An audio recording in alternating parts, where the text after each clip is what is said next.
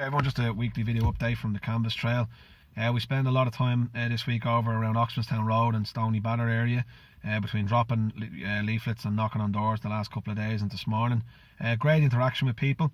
Again, a lot of people worried that they're not being represented properly by their sitting councillors because they're off worrying about other things that they can't really control. But over that side of the constituency, a lot of people worried about the lack of green space, especially since they're being plagued by student accommodation. I've kind of put on the leaflet this week, especially over that side of the constituency, and it will be going out to the rest, that I am making a promise that within reason I won't vote against any housing or unit that people can live in when it comes to the area plan or anything like that.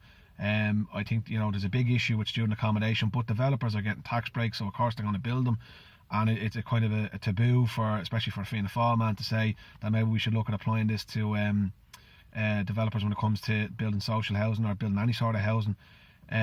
We don't seem to want to do that quite yet, so I can understand why the student accommodation is going up so quickly and so rapidly, and at expense to people's communities, because it's great to have students in the area, but they don't settle, they don't bring a lot to the area. They do buy, of course, and spend money, and there is investment, but they're gone, they come and they go, so there's no roots being put down, and there's a lot of people kind of worried about that it's going to be a transient kind of hub, especially over around Stony Batter and Grange Corman.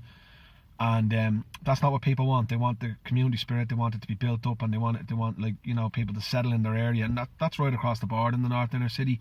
So that's kind of the main issues we got over there today, and I think that again, I'm going to keep hammering home. Anyone who comes to your door and starts talking to you about the local elections and are waffling about America or Google or whatever it is, getting it again all week on the doors. They're sick and tired of their city council spending 2 months to debating over whether a Palestinian flag should be put up above the council chamber. That's not what those people are there for. That's not what your councillors were elected for. If they want to be elected to protest other issues, then it's a clear kind of how to say dereliction of duty. It's gone against their mandate that you, the voter, are kind of giving them. So they're the kind of main things that we got, was the lack of green space, the amount of student accommodation this week going up around the North Inner City, and then the old favourites, the dog litter, or the dog fouling, the litter, things like that.